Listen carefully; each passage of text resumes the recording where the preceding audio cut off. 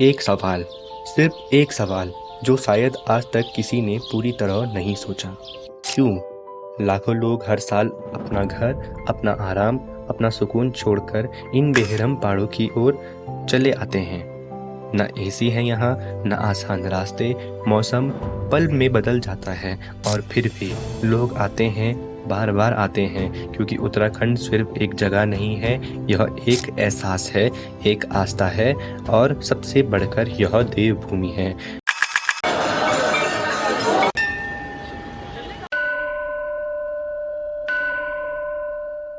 आज हम इस देवभूमि के सबसे पवित्र कोनों में जाएंगे, इसके इतिहास को समझेंगे, इसके वर्तमान को देखेंगे और एक सवाल पूछेंगे जो शायद आपको सोचने पर मजबूर कर दे। देवभूमि यह सिर्फ एक नाम नहीं है, यह एक विश्वास है, एक ऐसा विश्वास जो इन पहाड़ों, नदियों और मंदिरों से भी पुराना माना जाता है। सदियों से ऋषि मुनि इन पहाड़ों में तपस्या करते रहे।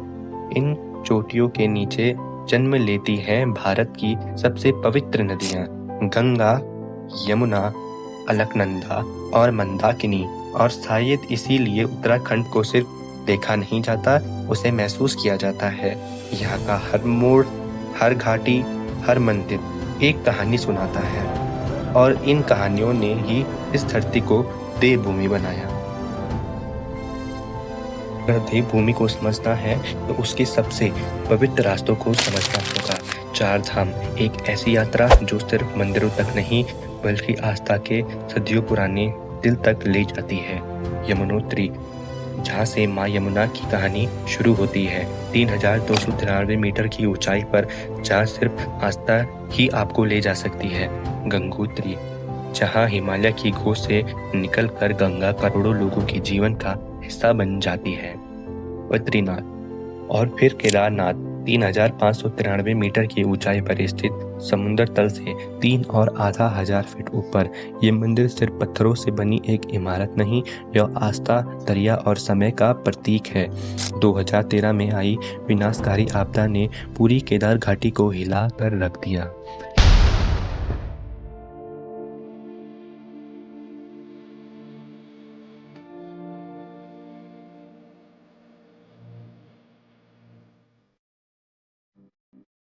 पूरी घाटी बर्बाद हो गई, लेकिन केदारनाथ मंदिर खड़ा रहा।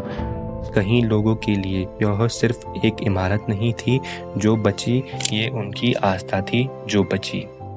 हर साल 10 लाख से ज़्यादा लोग इन चार धामों तक पहुंचते हैं, कुछ मन्नत लेकर, कुछ शुक्रिया कहने और कुछ सिर्फ उस एहसास की तलाश में जो उन्हें कोई और जगह नहीं मिलता।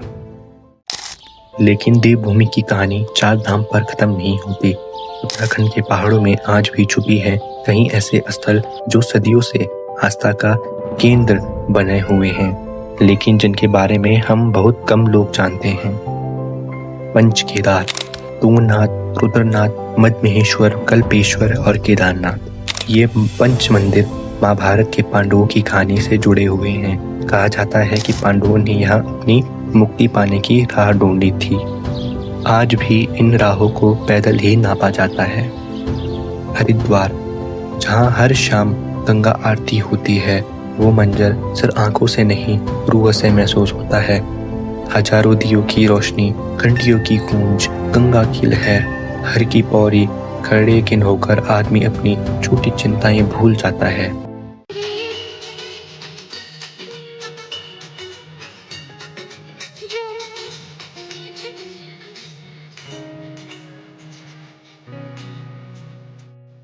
ऋषिकेश, योगा और अध्यात्म की दुनिया की राजधानी, जहाँ गंगा का पानी सबसे साफ माना जाता है। देवभूमि को समझना किसी एक मंदिर को देख लेना जितना आसान नहीं, ये एक पूरी संस्कृति, एक जीवंत इतिहास और एक जिंदा आस्था को समझने का नाम है। लेकिन ये उत्तराखंड हमेशा ऐसा नहीं था। एक वक्त था जब इन पर्वत स्थलों तक पहुंचना सिर्फ इरादे से नहीं बल्कि जिस्म और आत्मा दोनों की प्रतीक्षा से होता था। न चौड़ी सड़कें, न हर मोड़ पर ढाबा या होटल, न जीपीएस, न स्मार्टफोन, न वेदर फोरकास्ट, यात्रा का मतलब सिर्फ एक जगह तक पहुंचना नहीं, हर यात्रा खुद एक तपस्या हुआ करती थी।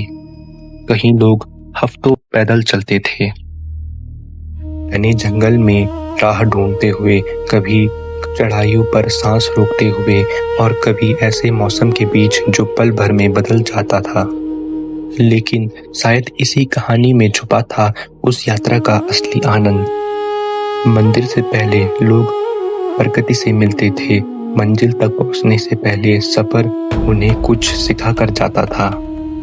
उस समय की यात्रा की यादें सिर्फ तस्वीरों में नहीं, वो लोगों की कहानियों में जीती थी।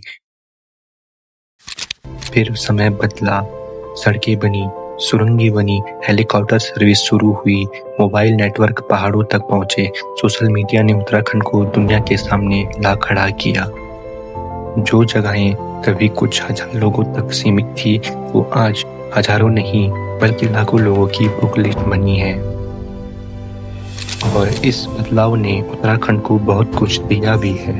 रोजगार, व्यापार, बेहतर सुविधाएं, स्थानीय लोगों के लिए नए अवसर और यात्रियों के लिए ज़्यादा सुरक्षित और आसान सफ़र। लेकिन हर बदलाव के साथ एक सवाल भी आता है।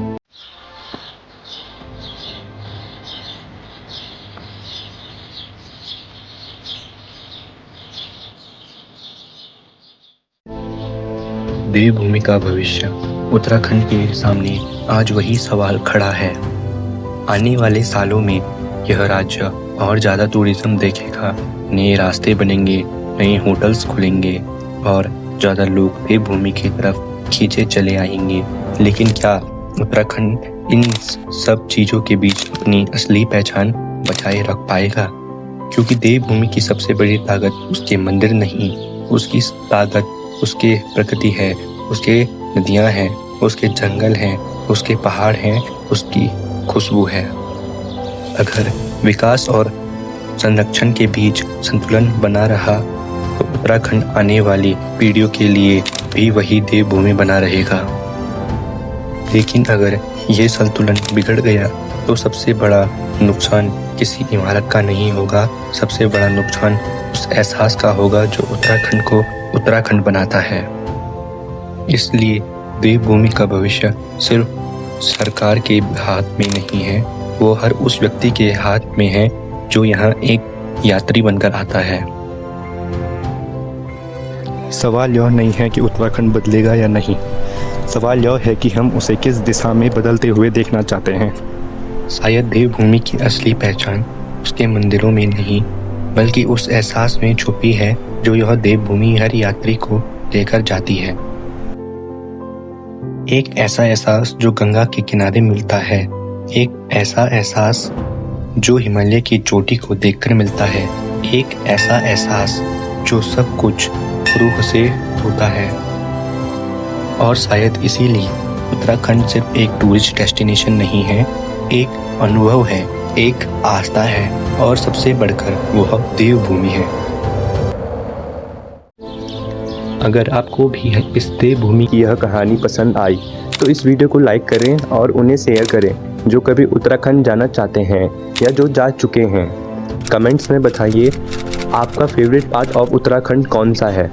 और अगर आप इसी और स्टोरीज देखना चाहते हैं इंडिया की अनजानी जगहों की बारे में तो चैनल को सब्सक्राइब जरूर करें। मिलते हैं अगली वीडियो में।